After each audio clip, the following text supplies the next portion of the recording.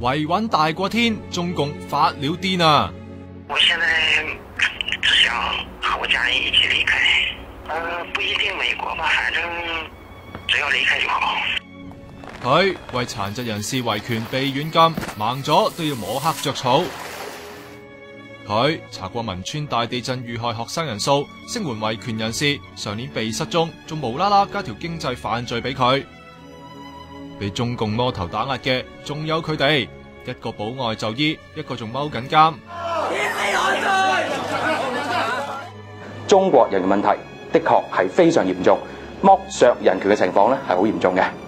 唉，之前馬蹄路成日都話中國係法治國家，尊重人民法治，信佢一成真係雙目失明啊！佢哋通常都會講埋要配合國情，乜嘢國情咪係呢啲咯。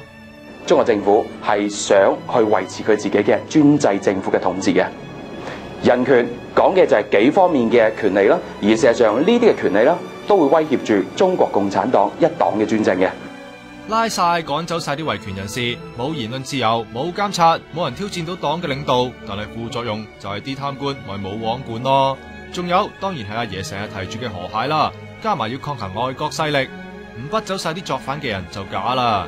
China, China, China, China, Communist China, Communist China, Murdering China, Murdering China, Killer China, Killer China。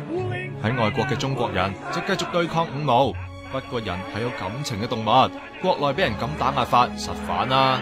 你剝奪人權咧，第一個一定就會激起咗人民嘅不滿啦。當人民嘅呢個不滿咧到咗臨界點咧，咁就會爆發類似係北非嘅茉莉花革命呢啲。因為剝奪人權之下咧，我哋冇咗媒體嘅監察，冇咗人民嘅監察，嗱，基本上咧就係不法官員咧就等同於受到政府嘅庇護啊。咁搞法，乜嘢國際形象都冇晒啦！成日話中國強大起來啦，有鬼用咩？仲有阿 Sir 話強國開維穩機器，每年用成7000億，仲多過軍費。咁你睇到中共驚自己人定驚外國人啦？中國武器最叻就係用嚟打自己人噶啦。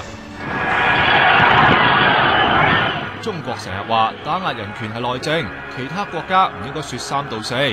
事實上，人權呢係應該要凌駕於主權嘅，人權係應該大過主權嘅。人權係一個跨國界嘅一個概念，其他國家呢係唔應該以主權作為藉口咁去坐視不理嘅。要實現尊重人權，當然係要有傳媒監察啦。傳媒監察政府係天職嚟，亦都係社會健康發展嘅關鍵，絕對唔可以視傳媒係威脅㗎。